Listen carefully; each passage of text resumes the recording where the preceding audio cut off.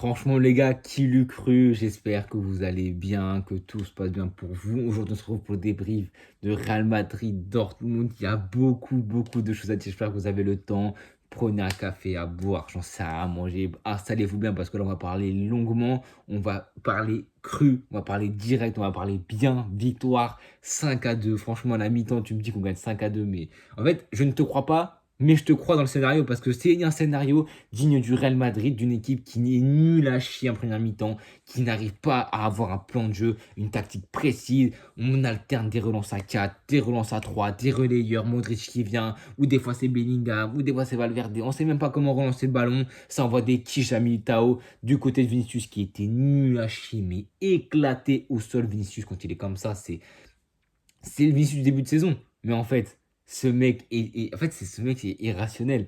À une semaine du Ballon d'Or, le poteau se réveille enfin de ce que je lui demande depuis des semaines et des mois et que tout fan du Real Madrid demande, c'est qu'on veut revoir le Vinicius de l'année dernière qui traumatise ses défenseurs, qui les met sur le cul, qui prend de vitesse, qui dribble, qui frappe, qui est précis. C'est ce qu'on attend de Vinicius et ce qu'il a fait en deuxième période et je suis trop content qu'il ça revient maintenant enfin. J'espère que c'est pas que de passage, j'espère que maintenant il va pérenniser, prendre la confiance, prendre le ballon du match, prendre le trophée d'homme du match, c'est logique. Hein, il nous remet dans la course. Un deuxième buteur, c'est lui, il me semble, sur la déviation du défenseur et l'action d'Mbappé qui est pas hors jeu. C'est lui qui marque le deuxième but, égalisation. Donc franchement, il mérite en plus le quatrième but et le troisième. Oh là là, le cinquième et le quatrième. C'est du Vinicius tout craché. Ça c'est une action du meilleur du monde, du Ballon d'Or, tout simplement. Il a rappelé à tout le monde qui disait oui, nanana, Vinicius Ballon d'Or. Non, non, non.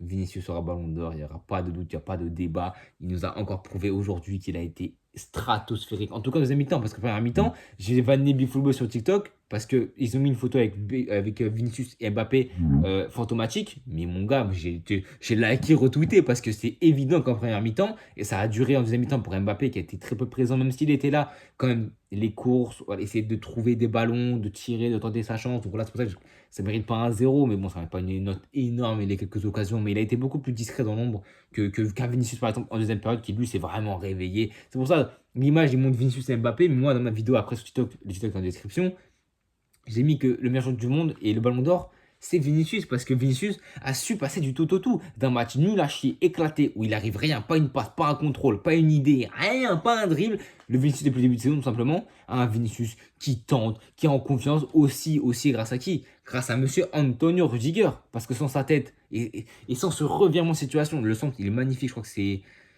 je crois que c'est un centre, je sais plus, c'est peut-être de Rodrigo, ça va d'un corner qui a été joué à deux, tout le monde a été joué à deux, je crois, la quinzaine de corners a été joué à deux, donc voilà, c'est un corner de Rodrigo, ou je crois, il me semble, ou Modric, je sais pas, et Rudiger qui met sa tête, et là, tu sais très bien que c'est fini, tu sais très bien que même moi, qui disais que ça allait être, en fait, le Real Madrid, c'est ça, je sais même pas comment aborder ce match, parce que, en fait, moi, je pense avoir ma note finale, je vous le dirai après, en fait, c'est un match Real Madrid. C'est les scénarios, on les connaît. Avec Benzema, on les a vus. Avec ce Real Madrid, on les a vus on les a vus des milliers de fois. Mais en fait, tu te dis, on est nul, on n'arrive pas à jouer. Mais on pas du tout au tout. Un centre incroyable, Rudiger. En fait, au moment du but de Rudiger, tout fan du football qui connaissent un minimum le Real Madrid et le football savait que c'était terminé. Savait que même s'il il y aurait eu 3-1, je pense qu'on aurait remonté. Parce que le stade est mystique, ce club est mystique, ce logo est mystique, ce logo fait peur aux adversaires, même si on est dans le mal, même si on est au plus bas, ce stade, ses supporters, le stade, l'auto était fermé. On a vu le but de Rudiger, mon gars, mais tout le monde a rugi comme si c'était un but du 3-2 à la 90e minute, alors que non,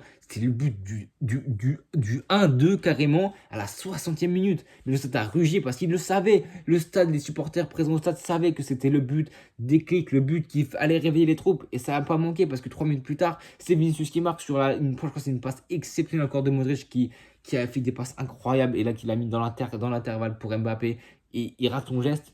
Et ouais, il est pressé par le défenseur. Et le défenseur qui malencontreusement la remet à Vinicius qui termine. Les défenses, franchement, Dortmund ça a été solide défensivement, mais ils n'ont pas eu de chance hein, avec cette action du défenseur qui la remet à Vinicius pour qu'il marque. Le troisième but, c'est un Lucas Vasquez qui, sur l'action, ne peut pas compter sur Rodrigo. Il s'est blessé une petite gêne, j'espère que c'est pas trop grave, mais si Rodrigo a été un peu fantomatique aujourd'hui, hein. Franchement, il a été 3 matchs de suite au Real qu'il est sur le banc. Et je ne l'ai pas trouvé clinique pour se montrer en jeu en tant que titulaire. Il aurait dû avoir enfin la dalle, il aurait dû être clinique, mais j'ai trouvé un petit peu timide, timoré, un petit peu, ouais, pas trop en genre, même s'il a quand même fait de bonnes choses, hein, on va pas se mentir, c'est pas un match 2 sur 10, tu vois, 4, 5 sur 10, mais ça a été un petit peu hors nature aujourd'hui pour lui. Et sur cette action, le Vasquez ne peut pas compter sur lui parce qu'il se claque, du coup, Il essaie de se débrouiller tout seul. Il fait 1-2 avec le Brandt et ça revient pile dans la course, pile dans les pieds, comme par hasard. Et puis il prend son temps, il fusille Kobel. C'est le Real Madrid, c'est des choses qui c'est irrationnel. C'est comme l'arrêt de Courtois au moment du deuxième but.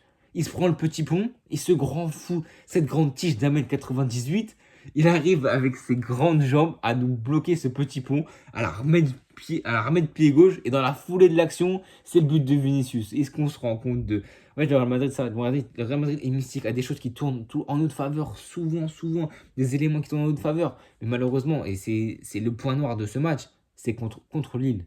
Ça n'a pas tourné en notre faveur contre Lille.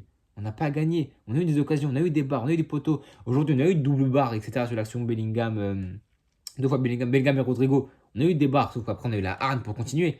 Alors qu'à Lille, excusez-moi, mais à Lille, on propose la même copie qu'on a proposée aujourd'hui, hein. Honnêtement, on est beaucoup moins bien en deuxième mi-temps euh, à Lille que ici contre Dortmund. Mais Dortmund, c'est vrai qu'ils ont baissé de pied, baissé de régime. C'est aussi à cause du coach ou Orhan Sahin, il me semble, le nouveau coach de Dortmund. Il fait sortir Baino Gittens qui avait marqué, il fait rentrer Anton, défense à 5. Et cette défense à 5 n'a pas marché car même pas 3 minutes après, on met le doublé. Et tu sors des éléments forts offensifs, ce qui fait que ça dérègle un peu ton plan de jeu. Je pense que ça n'a pas aidé non plus à Dortmund. Alors qu'à Lille, voilà, le 1-0, but avant la mi-temps, ça nous sonne bien comme il faut. À l'extérieur, nous avons un public complètement fou des joueurs. C'est le match de leur vie contre le Real Madrid, le plus grand club du monde. Ils se sont tous donnés, ils sont tous déchirés. Et franchement, c'est des contextes comme ça qui ça sentait pas bon. Et en deuxième mi-temps, franchement, là, on a fait une bonne deuxième mi-temps, une très très bonne deuxième mi-temps. Mais tu peux pas oublier la première mi-temps qu'on a fait aujourd'hui. Lucas Vasquez, mon gars, je t'ai insulté de toute ta génération. Sur les deux actions, surtout le deuxième but de Beno Gittens, mais c'est une folie. Comment il est pas dessus, comment il est hors. En plus, il voit Beno Gittens, il le voit partir, il hésite, après il y va, mais c'est beaucoup trop tard, c'est à contre-courant. Franchement, c'est le manque d'expérience de Lucas Vasquez, mais voilà, c'est comme ce que je disais depuis qu'Avarel est blessé. Lucas Vasquez, c'est un joueur qui peut être titulaire parce qu'il est trop irrégulier. Dans ce match, il nous a encore montré ça.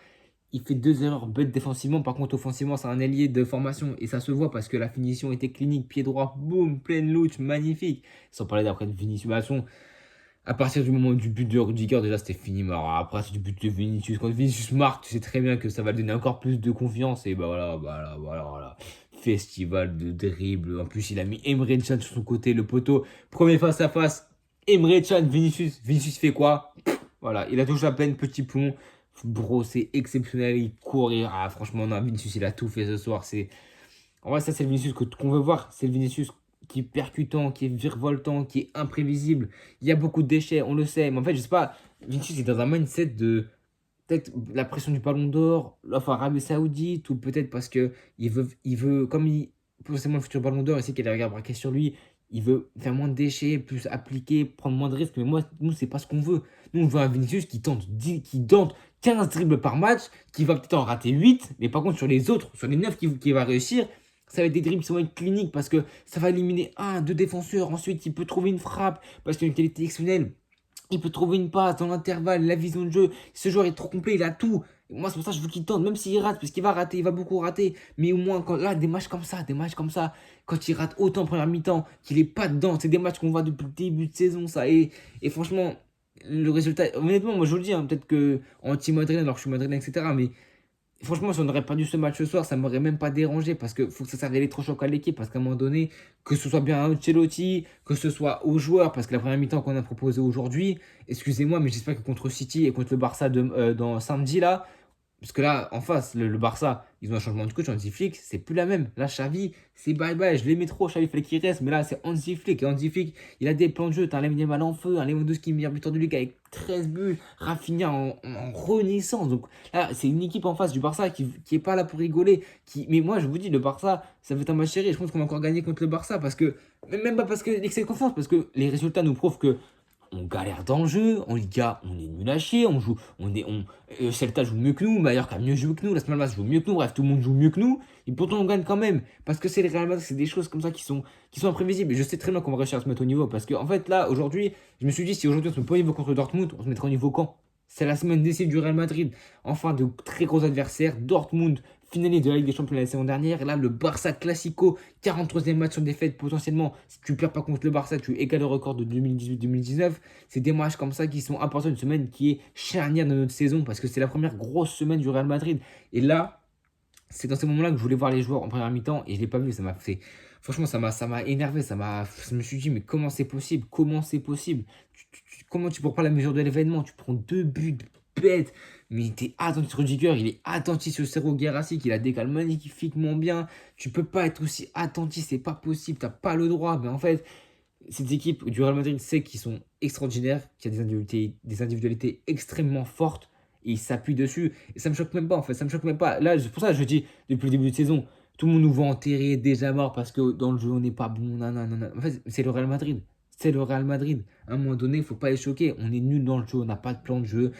Tout se base sur nos individualités. Et on l'a vu, quand Vinicius n'est pas bon, on n'est pas bon. Quand Bellingham n'arrive pas à trouver du lien parce qu'il est blessé, eh ben, on perd forcément du lien entre le milieu et l'attaque. Quand on n'a pas Kama, quand on n'a pas Carvaral, on compte sur nos individualités qui performent ensemble. Et c'est aussi l'osmose de l'équipe. Et c'est pour ça qu'on voit Mbappé un petit peu plus détaché. Il faut qu'il se rallie à cette équipe, à ce trio de tête, à aussi les milieux de terrain. Même si là aujourd'hui, Kama, Tchouaméni sur le banc, c'était un milieu Modric, Valverde et Bellingham qui a assez bien marché dans l'ensemble. Même si voilà, au milieu de terrain, il y a eu des trous, mais des trous. En première mi-temps, parce qu'en deuxième mi-temps, franchement, dans le monde, je sais pas si c'est moi, si c'est l'entraîneur ou ces changements, ou peut-être les joueurs de Dortmund qui étaient fatigués, mais ils ont vraiment baissé de pied, baissé de régime. Ils ont eu que quelques maigres occasions, mais tu vois, ils ont quand même eu de grosses. Sur les peu d'occasions qu'ils ont eues, ça a été décisif. Et sans un énorme Courtois ce soir, c'est pour ça que je te le dis, sans Courtois, on ne gagne pas ce match. Et heureusement qu'on a un gardien comme lui dans les cages qui peut nous. Franchement, je suis en sécurité. Je peux prendre mon coussin. Je sais qu'avec lui, il ne se passera rien. Les buts qu'il prend, c'est pas de sa faute. Le poteau, il prend un missile, et puis il prend un but PES. Il peut rien faire. Franchement, ce gardien est le meilleur gardien du monde et à sa retraite, faudra voir comment on le place combien dans la liste des meilleurs gardiens d'histoire parce que franchement, c'est énervé le match qu'il fait ce soir. C'est dans la lignée des matchs de Thibaut Courtois. S'il y a bien un homme dans ce début de saison qui répond présent, si on n'est pas à la peine en Liga, c'est grâce à lui. C'est uniquement grâce à lui parce que c'est le seul qui porte ses couilles et qui fait des parades incroyables et qui nous sort de situations vraiment désespérées. Heureusement qu'il est là. Franchement, les gars. Donnez-moi vos top et flop en commentaire. Moi, évidemment, les tops. Franchement, limite, ce match, tu as 2 matchs. C'est la première mi-temps où tu mets tout le monde en flop, sauf Courtois. Et t'as la deuxième mi-temps où tu mets tout le monde en top, sauf Fernand Mendy qui vole au pied et totalement nul à chier. Et dans ton index d'occasion offensive. Donc, du coup, Fernand Mendy a moins dû s'illustrer en défense. Mais voilà, mettez-moi vos top et flop en commentaire. En tout cas, grosse victoire, ça fait plaisir, même si les ingrédients n'ont pas été mis en première mi-temps. Et c'est ça qui me déçoit. J'espère, mais je sais qu'on se mettra au niveau au moment voulu parce qu'on a trop de qualité pour perdre bêtement. Pour perdre bêtement, voilà. Lille, c'était un faux pas. Maintenant, il faut plus que ça se fasse. 2-0 à la mi-temps. Tu remontes à 5-2. C'est très bien. 5-0 en deuxième mi-temps. C'est ce Real Madrid qu'on veut voir. Ce Real Madrid. Parce qu'en fait, entre la première mi-temps et la deuxième mi-temps, tactiquement, Ancelotti dans les vestiaires, il a dit quoi? Il a rien dit. C'est pas la tactique qui a changé. C'est juste les joueurs qui ont changé de mindset. Des joueurs comme Vini. En fait, ça, les joueurs, les impact players, le meilleur joueur du monde, simplement. Quand lui se réveille, il galvanise toute l'équipe autour. Ça crée une énergie autour. Et tout, on la voit Rudiger qui célèbre avec lui. On voit Vasquez, tout le monde autour est galvanisé. Et sauf que la personne qui n'a pas été galvanisée, c'est Mbappé. Et ça peut-être, se détache peut-être d'un détachement entre lui, Vinicius, etc. et toute l'équipe. Globalement, c'est ça qui me fait un peu peur au niveau. Parce que tactiquement, on n'a jamais une tactique définie. Ancelotti, comme je dis là, sur sa tablette, il a mis Vinicius, tac, tu vois, il ne se prend pas la tête sur les tactiques, c'est pas ça. Et c'est pour ça que Xabi Alonso, quand il viendra l'année prochaine, franchement, je vois comment Hansi Flick a révolutionné le Barça là, cette saison, un Barça avant l'emploi. J'ai hâte de voir les travaux de Xabi Alonso parce que franchement, il a peut-être moins la pédagogie, mais en tout cas, il aura vraiment des idées de jeu et j'espère qu'il pourra les instaurer, qu'ils seront compris par tous les joueurs et que toujours les appliqueront, même s'il n'a pas l'aura de Xabi Alonso, enfin de Ancelotti, etc. Mais en tout cas, il y a beaucoup de questions qui vont se poser. La saison est loin d'être terminée, moi je vous le dis, je le dis depuis longtemps. C'est pas parce que tu démarres mal la saison, dans le jeu t'es nul. Le Real Madrid n'a jamais été flamboyant dans les débuts de saison, n'a jamais eu un jeu qui était prôné tactiquement, techniquement, au compte de nos individualités. Comme je vous l'ai dit en deuxième mi-temps, Ancelotti n'a pas fait du discours, remettez-vous bien dans la tête, dans le jeu, comptez sur vous. Et voilà, tout simplement. Et on a vu qu'il y a des joueurs qui sont révélés, qui se sont réveillés. J'espère que ça va continuer dans ce sens-là contre le Barça pour gagner encore la streak de 43 matchs sans défaite. Évidemment, c'est le record égalé contre le Barça. Il faut égaler ce record. Et ensuite, le 2 novembre, à Mestalla, contre ces racistes de Valence, évidemment pas de généralité. Il faut les battre pour avoir le 44e match sans défaite en Liga. Ce serait magnifique. En plus de 3 jours après le ballon d'or de Vinicius. Là, Vinicius va vivre 15 jours exceptionnels. Là, il a répondu présent aujourd'hui, je le veux. Il répond présent contre le Barça. Quand il va reprendre le trophée, je veux qu'il ait un beau costard. Et dans 2 jours après, je veux qu'il défonce Valence et qu'il fasse son gros bras comme ça devant les supporters de Valence, comme ça, avec le ballon d'or sous la main. Ce serait magnifique. En tout cas, les gars, N'hésitez pas à vous abonner, à liker, à partager. Demain, débrief du gros match Bayern City. Ça va être un énorme match. Il n'y aura pas de Barça. Mais voilà, il y a Bayern City. Donc voilà, c'est quand même plus important. N'hésitez pas à vous abonner, à liker, à partager. Moi, tout le monde.